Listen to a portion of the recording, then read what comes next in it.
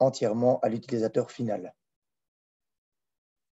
Donc, comme vous le savez, l'eConnect est notre application destinée, je viens de le dire, au client final et qui permet de gérer toutes nos techniques chez Hikvision, à savoir la CCTV, l'alarme, le contrôle d'accès, la vidéo interphonie, les sonnettes de porte.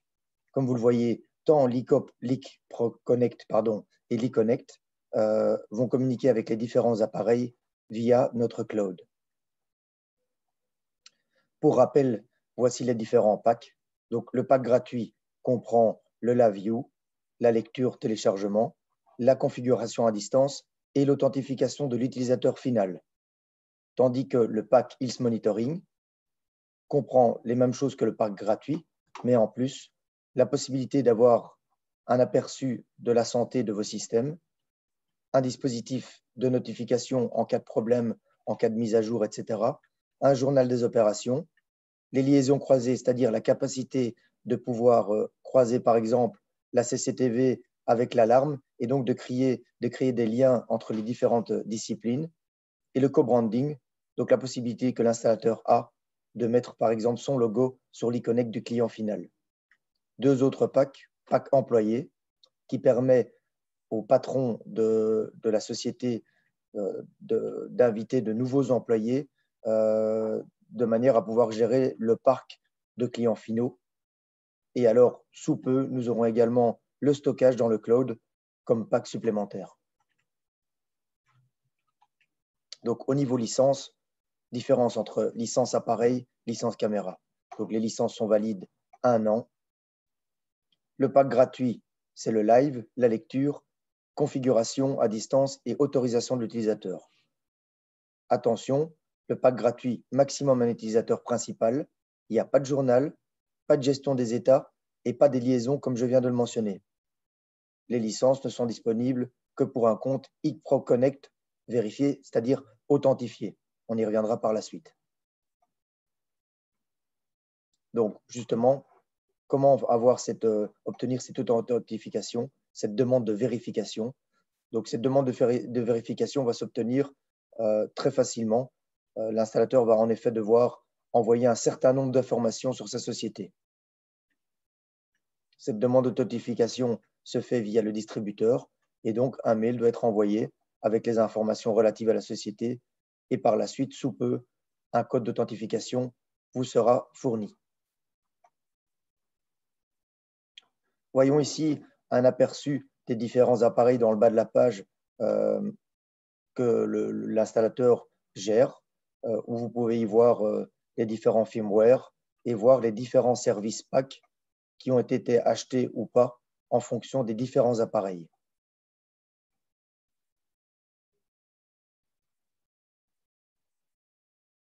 Comment commencer avec l'ePro Connect? Donc, comment importer les clients via la fonction de migration? Donc, deux scénarios possibles. Soit l'installateur possède déjà son propre eConnect, ce qui est fort probable, et donc à partir de là, il va partager les appareils avec le client final. Ou alors, l'installateur possède son eConnect et il permet à l'installateur final de partager à partir de son compte. Donc l'image ci-dessous vous illustre ce que je viens de vous dire. Donc, deux manières au niveau de la gestion d'un site. Donc, soit vous avez un site existant, dans ce cas-là, forcément, l'utilisateur final a déjà un compte eConnect. Et donc, on va récupérer l'identifiant du site dans l'eConnect du client final. Et alors ensuite, on va ajouter cet identifiant et on va évidemment cocher en plus Existing Site. Deuxième cas de figure, nouvelle installation. Donc, le client final ne possède pas son installation installée sur eConnect. Dans ce cas-là, on va cliquer sur Créer un nouveau site. On va ajouter l'appareil en scannant par exemple le QR code et on va inviter l'utilisateur final. Comme je vous l'ai déjà dit la semaine dernière, lorsqu'on va inviter le client final, celui-ci va autoriser l'installateur à gérer son système à distance. Donc, je vais vous illustrer une petite vidéo qui sera beaucoup plus parlante. Donc voilà, vous allez demander la permission au client final, sélectionner l'appareil lié à ce client final, lui envoyer un petit message de courtoisie, demander le nombre d'heures que vous voulez gérer son système.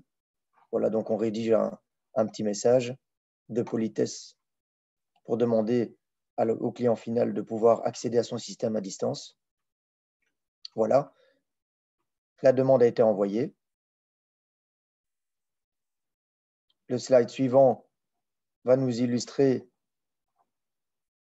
la manière dont le client final va recevoir ce message.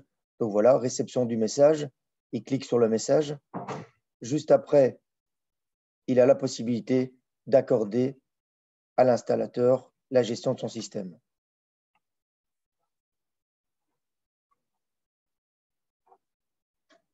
Voilà, très très simple. Il l'accepte ou pas. Voilà un exemple de donc le pack Health Monitoring. Qu'est-ce qui nous permet d'avoir? Donc, c'est-à-dire, comme je vous l'ai dit, d'avoir un aperçu de la santé du système. Donc ici, vous voyez, aucun système n'est encore ajouté. On va dans My Service. On va sélectionner les systèmes pour lesquels on veut une vue de la santé du système. Voilà, on sélectionne tous les sites.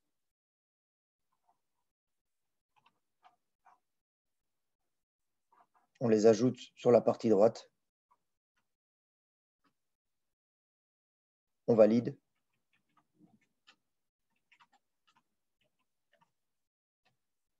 Quelques instants plus tard, tous les sites seront ajoutés et on aura une vision en recliquant sur le statut. Je vais faire un petit pause là. Donc, vous avez une vision en fait sur les différents systèmes qu'on a ajoutés. Et donc, on va pouvoir avoir un statut au niveau, on va avoir un tas d'informations relatives aux différents systèmes ajoutés. Donc, vous voyez notamment ici, donc on voit l'AX-Pro du minivan, on voit qu'il est en ligne, que les batteries sont rechargées à 100%. Et donc, on va avoir des informations également du réseau et des informations des caméras.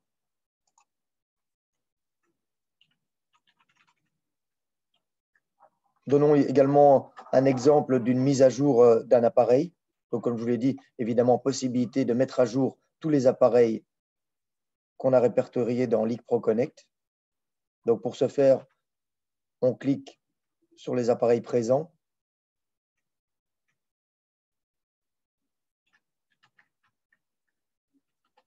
Et nous observons que sur l'AX Pro du showroom, via un petit symbole, qu'un upgrade est disponible. Donc, on clique pour faire l'upgrade. Il nous réclame un code PIN.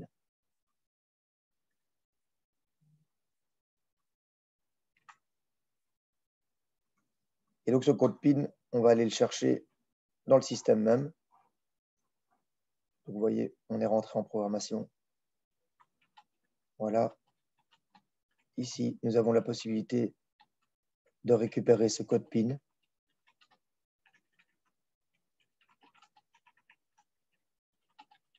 « 8310 ».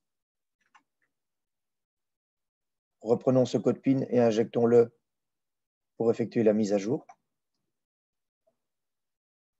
Vous voyez, système très intuitif. Voilà, 8310. OK, on valide. La mise à jour est lancée. Voilà, et très rapidement, notre système est à jour.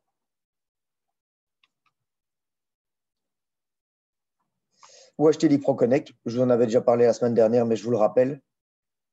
Donc, soit via notre site www.hik-proconnect.com ou via les services proposés par Apple et par Android.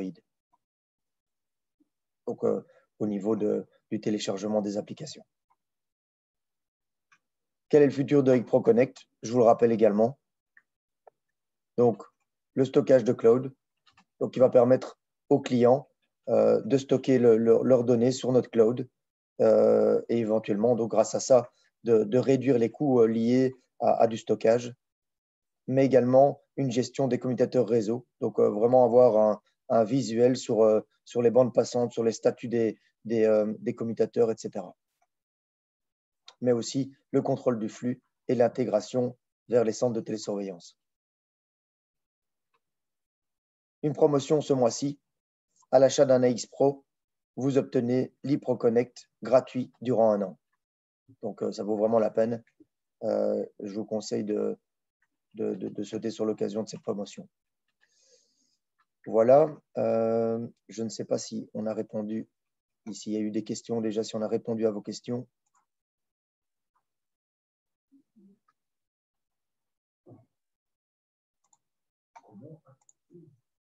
Donc, on va répondre à vos questions. N'oubliez pas que la semaine prochaine, on a un nouveau webinaire. Celui-ci sera consacré à la NPR. Donc, j'espère vous voir nombreux. Je vous souhaite un bon week-end et nous allons maintenant répondre à vos questions. À très bientôt.